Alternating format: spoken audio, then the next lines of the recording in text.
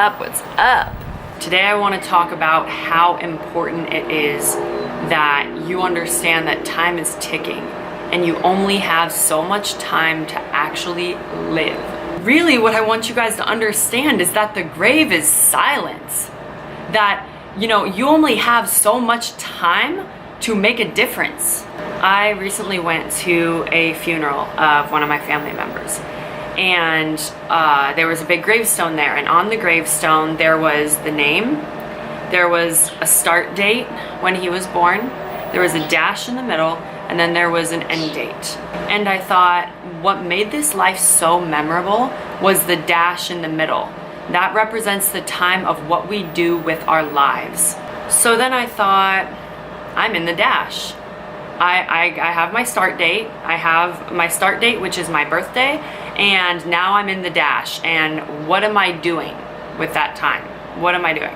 You already have a start date, just like I do. And when we talk about time, this concept of time frame often comes up when we're in conversations. And when it comes to time frame, I hear often two different extremes of what people think in regards to the time that they have within their life. I hear one extreme of living in the past, and that is, I'm too old already, and I haven't done enough, and I'm not accomplished enough.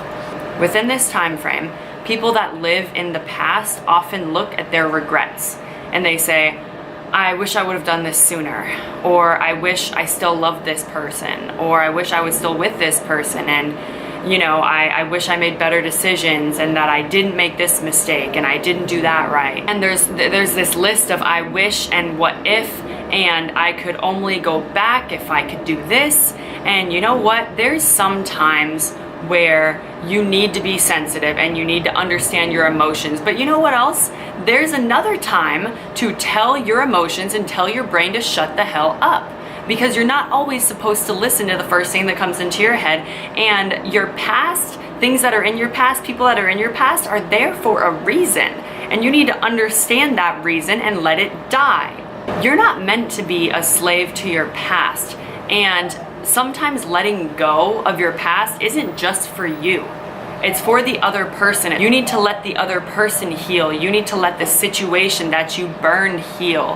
And you holding on to it is just as selfish. And you have to understand that every situation is not about you. Holding on to the past does not just hang you up, but it hangs other people up as well, so they can't move on with their own lives. Your past is meant to be a tool used to create wisdom. It was never meant to be kept alive in your thought life. So, get over the past and move on.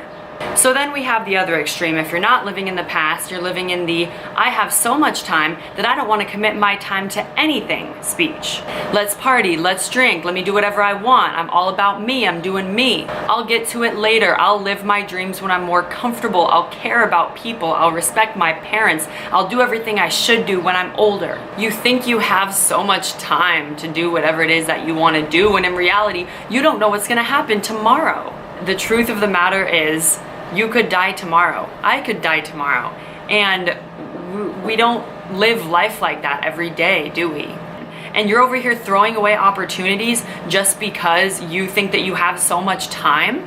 You don't know how much time you have. The future has a place in your mindset. It's the roadmap of where you want to go, but it's just the roadmap. It's not set in stone. Things can change all the time, and you have to be ready to adjust and respond specifically to the people that you care about in your lives and to your surroundings of what's going on. The reason you can't live in your future is because it's not a formula.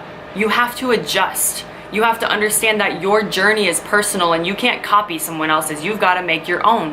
When you see something that you want, you have to go after it. And you have to go after it with everything you've got. And if you don't get it, then you learned.